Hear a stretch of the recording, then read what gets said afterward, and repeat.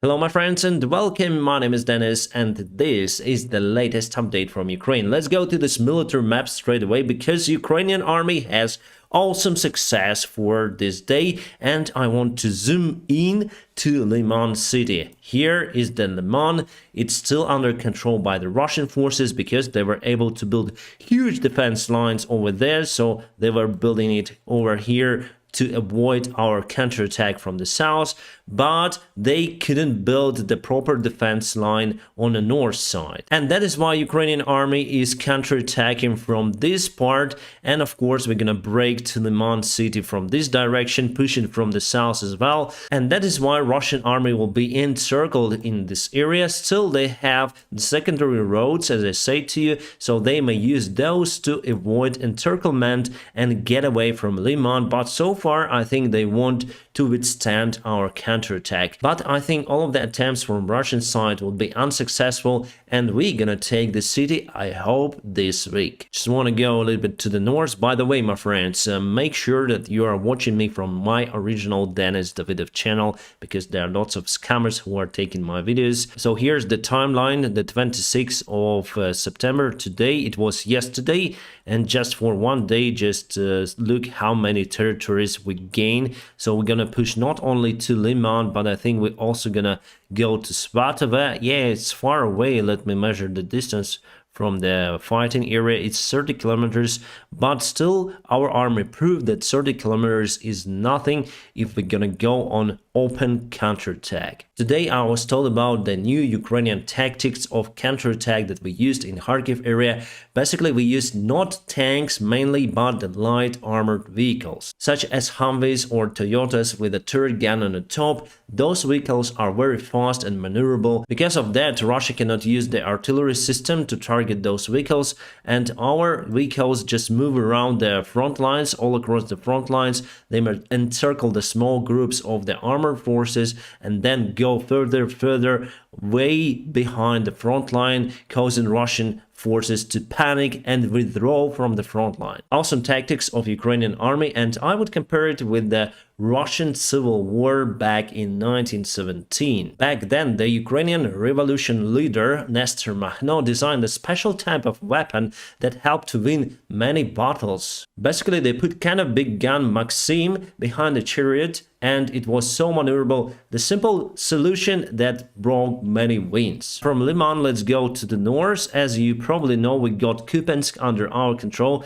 Now it's painted in green, as you see, because it was taken a long time ago already, and now it's Kupiansk Uzlavi that was reported that we took today. However, Deep State Telegram chat bot said that they are in lack of the proofs that Kupiansk Uzlavi was taken by Ukrainian forces because they more oriented on photography. If soldiers take pictures on the front lines, post them, videos and stuff like that, that may prove that we took some sort of the city, village or part of the land. So they're not sure if our army took it, but we got that information from other publics. And I need to filter quite a lot of information, my friends, because we got some of the news, some misspelling, misunderstanding. So yesterday all of the media say that Ukraine got NASAMS, and I built entire thumbnail of my latest video around the NASAMS, and it was reported that Ukraine got those systems,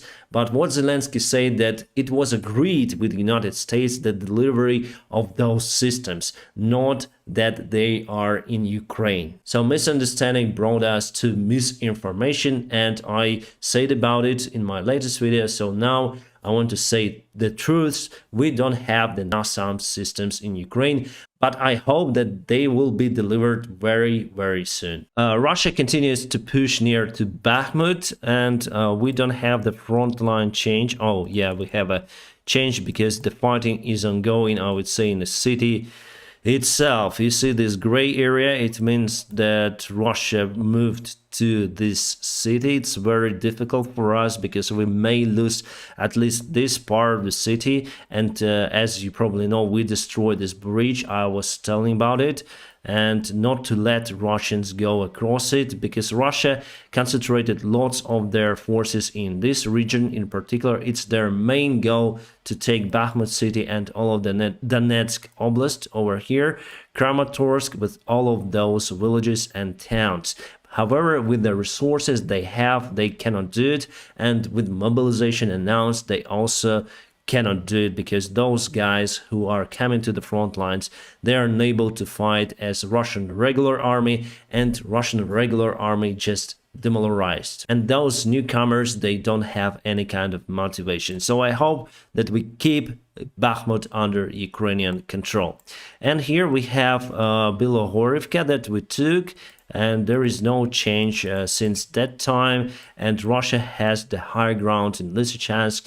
That is why they may use the artillery systems and other systems, mortars, more effectively compared to our army, which is on the downside of this valley. I would say the Severodonetsk is also on the downside, so for us it's very critical to take Lysychansk and fire towards the Russian army, which stays in Severodonetsk. Let's go to the south to Kherson area. It was the light correction from the deep state. They say that we didn't take the Ternovy Pody, so it's the small village over here. So it was like yesterday, and it is today. It's just a map correction. It doesn't mean that Russians put us to the north. No, it's just a confirmation of the front line.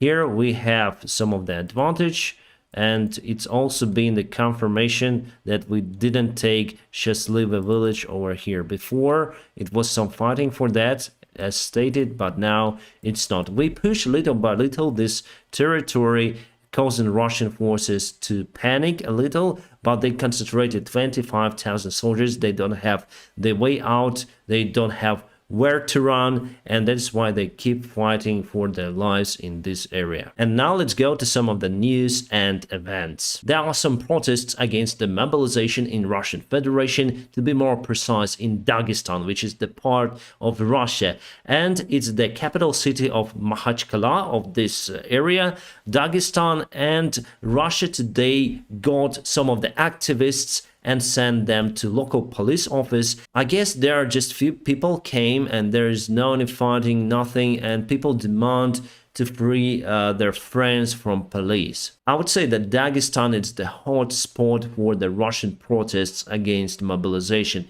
You'll not find those kind of protests in Moscow or St. Petersburg. Those are the Russian barracks, and this girl is the supply chief of the local military branch, and she say that they don't have any medical kits for the army. They don't have even blankets. Yeah, you see those blankets, they're just for those barracks that are in Russia, and those guys will be sent. They're now in a training and will be sent to Ukraine. So they have to buy their own sleeping bags, medical kits, all of the necessary stuff basically you need to bring with you. So what you have is very old uniform, as you can see on that picture.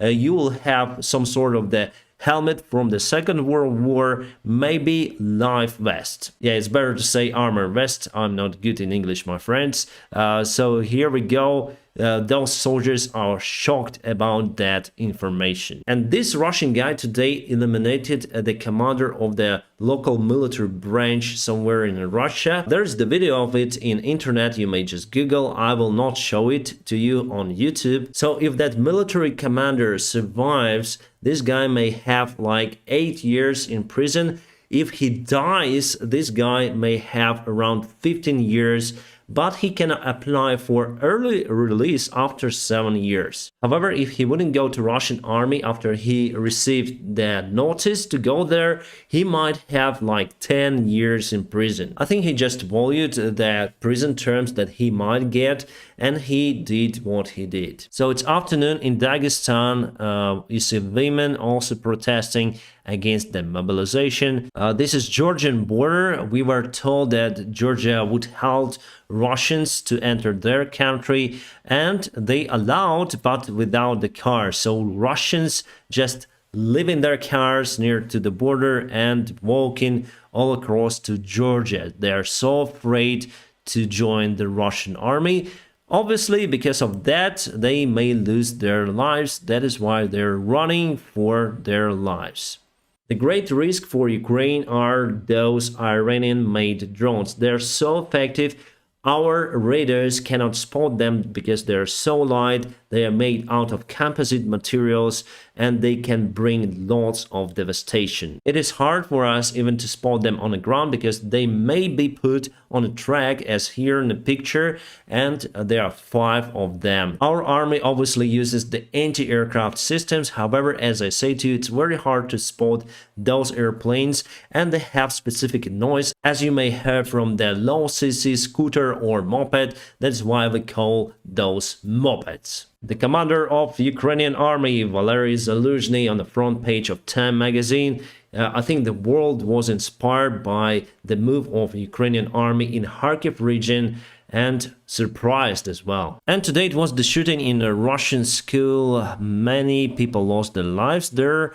Who was the shooter so far? I don't have the precise information about it. In media, I found the information that the person who attacked the school had some sort of the psychological problems. So I would say that this mass shooting is not the problem just in the United States of America. It's very hard to find guns in Russia.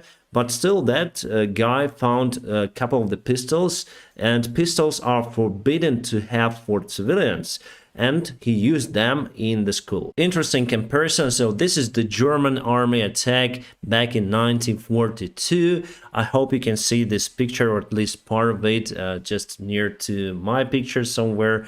And on the right hand side, obviously you can see the Ukrainian counterattack back in 2022. The situation is very similar. And back in 1942, German army was able to capture hundreds of thousands of soldiers of Soviet Union.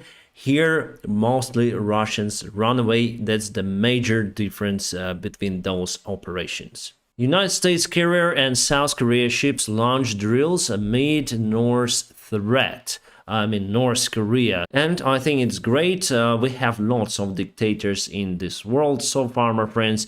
You see, the democratic countries like South Korea, they're much more developed compared to North Korea, where we have some kind of socialism. All of the countries where dictators try to build the communism, all of those countries are in poverty. Probably just Vietnam is developing better, and China obviously, but I think those are just communist on the paper. I think nowadays China's economy is more capitalistic than United States, but they use communism as a religion, and that's how they can restrict the human rights in their country. China built this fence.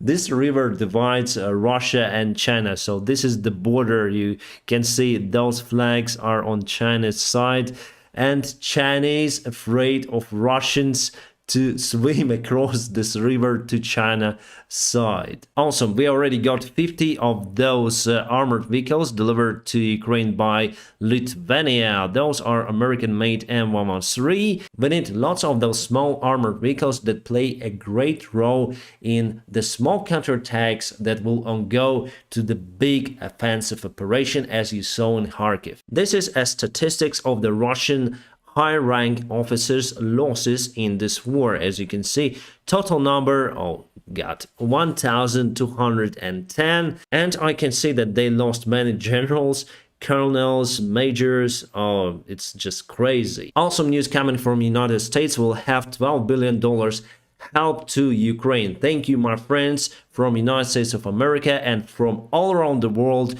for paying your taxes. Those taxes are used not only to support your life in your country, but also to support Ukraine, because now we fight for the common values. I hope you understand that, and thank you again for paying your taxes. It's been reported that our army hit the command center of the Russian drones near to Kherson, as you can see. I cannot confirm that information because I'm unaware about that. I would believe to our army, and also they say that there were some of the Iranian instructors in that area. And great news from United States intelligence, they don't see the action from the Russian army that they gonna use nuclear weapons in Ukraine. I hope it will stay like that. I'm gonna keep you updated on situation here in Ukraine. Now press the like button because it helps my channel a lot.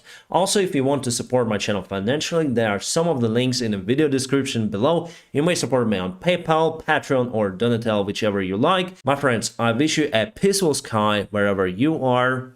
Have a great time.